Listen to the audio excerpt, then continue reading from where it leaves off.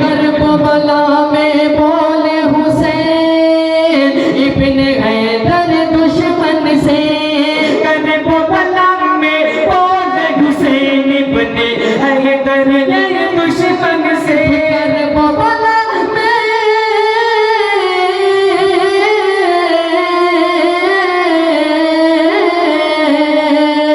Karbala में बोले हुसैन इब्ने हैदर ये दुश्मन से। सज को झुकाना, सज को झुकाना, सज को झुकाना आता नहीं है, सर को कटाना आता है। सज को झुकाना आता नहीं है, सज को कटाना आता है।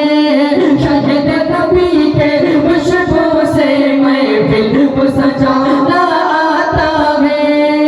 और मास्टर का आखिरी शब्द